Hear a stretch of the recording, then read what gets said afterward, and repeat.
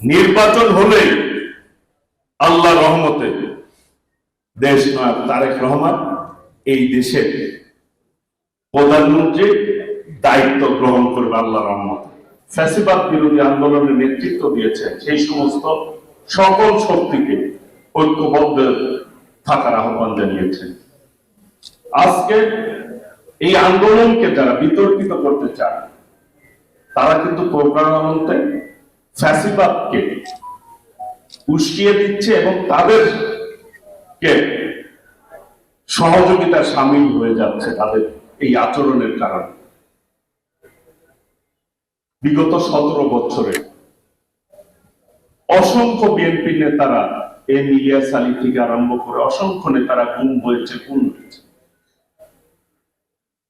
আমাদের নেত্রী দেশনেত্রী বেগম খালেদা জিয়া 6 বছর নেত্রীকে জেলে রাখা হয়েছে। অসংখ্য আলেম ওলামাদেরকে হত্যা করা হয়েছে।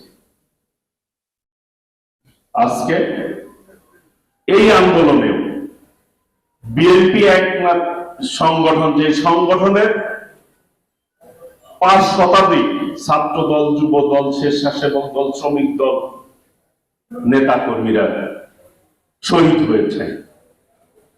সেই আন্দোলনের 1 বছর আজকে প্রায়। এই 1 বছরে যদি আমরা দ্বিধা বিভক্ত হয়ে যাই তাহলে যারা শহীদ হলেন, যারা রক্ত দিলেন, তাদের রক্ত কিন্তু প্রশ্ন করবে এই জন্য কি আমরা শহীদ হয়েছি, এই জন্য কি রক্ত দিয়েছি।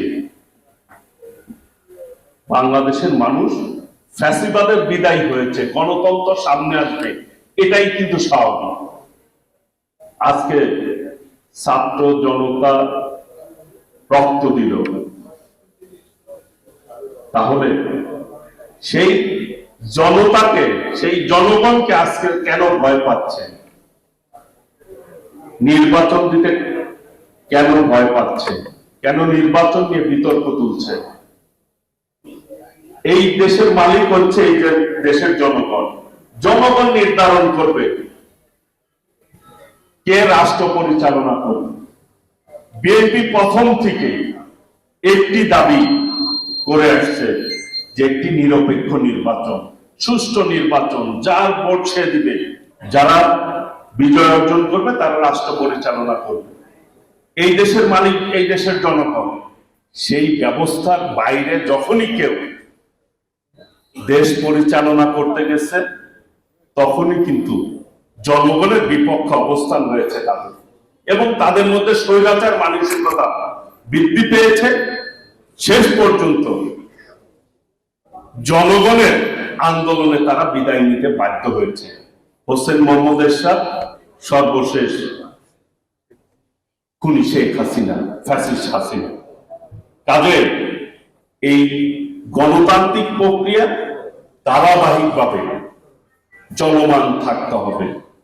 এই দেশকে আমাদের সকলে মিলেই গড়ে তুলতে হবে। কাজেই আমি আহ্বান জানাবো দ্বিধাদ্বন্দ্ব এবং এই আন্দোলনকে নিয়ে কোনো বিতর্ক না করে সকলে মিলে ঐক্যবদ্ধভাবে আগামীর বাংলাদেশ গড়ে তুলতে হবে। আগামীর বাংলাদেশ হবে গণতন্ত্রের বাংলাদেশ। দেশ নেত্রী বেগম খালেদা জিয়া, দেশ নায়ক তারেক রহমানের নেতৃত্বে ইনশাআল্লাহ নির্বাচন হলে আল্লাহ রহমতে দেশ নায়ক তারেক রহমান এই দেশের প্রধানমন্ত্রী দায়িত্ব গ্রহণ করবে আল্লাহ রহমতে। আগামী দিনে আমরা সন্ত্রাস মুক্ত, নৈরাজ্য মুক্ত, চাঁদাবাজ মুক্ত সমাজ চাই সকলে। গতকাল আমাদের ভারপ্রাপ্ত চেয়ারম্যান দেশ নায়ক তারেক রহমান বলেছেন, যারা অন্যায়ের সাথে সম্পৃক্ত হবে, সামাজিক অপরাধের সাথে সম্পৃক্ত হবে, জনগণ দুর্ভোগ পায় এইরকম কাজের সাথে যারা সম্পৃক্ত হবে, যারা অন্যায়ের সাথে জড়িত থাকবেন, তাদের বিরুদ্ধে অবশ্যই ব্যবস্থা গ্রহণ করা হবে।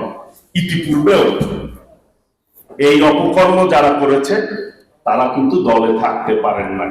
কাজে আগামী দিনে আমরা জনগণের পাশে থাকব, যে কথাটি আমাদের ভারপ্রাপ্ত চেয়ারম্যান বলেন, জনগণের সাথে থাকুন, জনগণকে সঙ্গে রাখুন। ইনশাল্লাহ বিএনপি জনগণের দল, আর জনগণ বিএনপিকে ভালোবাসে, বিএনপিও জনগণকে ভালোবাসে, জনগণকে নিয়ে পথ চলতে চায়। সিল্কোর সিল্ক অ্যান্ড শাইন, যাতে আছে আর্গান অয়েল ও ওট প্রোটিনের গুডনেস, যা আপনার চুলকে রাখে হেলদি অ্যান্ড শাইনিং।